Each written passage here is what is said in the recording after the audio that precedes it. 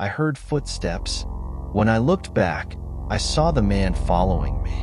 I could make out his shape. His face was still obscured. Without thinking, I picked up the pace, but the man matched my speed. Working late into the night had become a routine part of my life. My eyes, tired from staring at the computer screen, would glaze over as I walked home. The fatigue of the day weighed heavily on me. But there was something else, something strange. For the past few weeks, every night as I walked home, I passed by a small park, and I kept encountering the same scene. There was a man sitting on a bench right at the entrance of the park, his face indistinguishable from a distance. At first, I hadn't paid much attention to him. After all, how strange could it be for someone to sit in a park at night? But this man was always there. No matter what time I passed, he sat on the same bench, motionless, staring into the distance. He didn't play with his phone or engage in any other activity. He just sat there.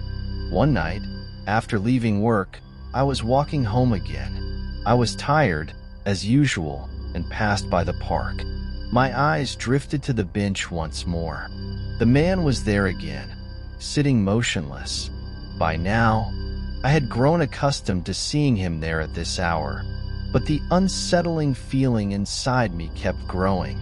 I turned my head away for just a moment, only a second, but when I looked back at the bench, the man was gone. I stood there, frozen in surprise.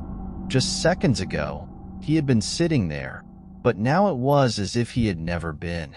My heart started racing as I scanned the area, but the park was completely empty.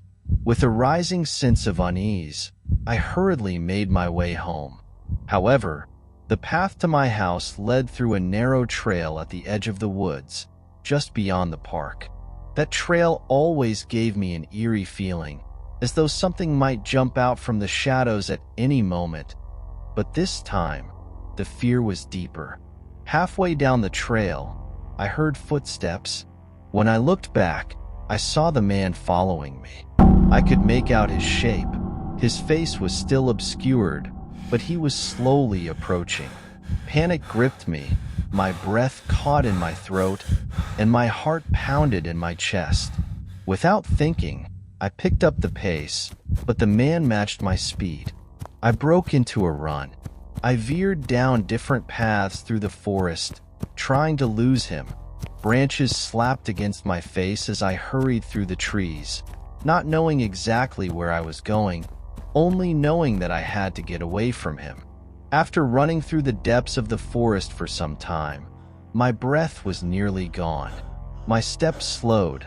My heart pounded wildly in my chest. I looked around. Everything was quiet. I thought perhaps I had lost him. Maybe he had lost track of me. A faint sense of relief washed over me. But just as I was about to take a deep breath, a beam of light flickered in the distance between the trees. I cautiously looked toward its source and saw the man, now holding a flashlight, searching the area. My heart raced again as I watched him, stepping slowly through the trees, the flashlight's beam drawing ever closer. Step by step, the man moved closer, each footfall more deliberate than the last. The flashlight drew nearer, just meters away from me now. I could almost feel him hearing my heartbeat, my body trembling with fear. I stood still, trying not to make a sound, terrified that the slightest movement would give me away. It felt like the pounding of my heart alone might shatter the silence. I held my breath, trying not to move at all. But then, my phone buzzed with a notification. The sound pierced through the quiet, exploding in my chest like a bomb. The man's flashlight instantly turned toward me. The light drew nearer at a terrifying speed. Panic took over, and without a second thought, I bolted into the darkness. I could barely see anything in front of me, but I figured the faster I ran, the farther I could get. I sprinted wildly in any direction, branches cutting my face as my feet desperately sought a way forward.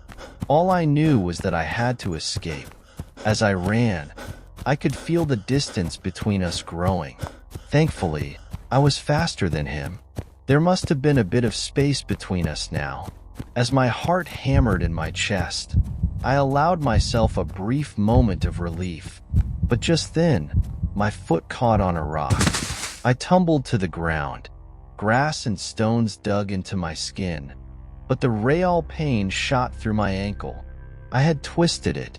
I had to keep moving. I saw the beam of the flashlight cutting through the trees once more. He was getting closer. In a panic, my eyes scanned the surroundings. I searched for a place to hide, somewhere in the dark where he wouldn't see me.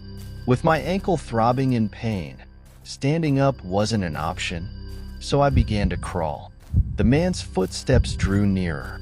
My heart felt like it was going to explode out of my chest. I held my breath, lying still. I could hear the soft crunch of leaves beneath his feet, only meters away. I stayed perfectly still, praying he wouldn't notice me, but the terror had me in its grip. My mind screamed, but no words came out. Maybe 5, maybe 10 minutes passed like that. Each second felt like an eternity. Finally, everything grew silent once again. I cautiously began to move, trying to control my breathing as I listened. There was no sound.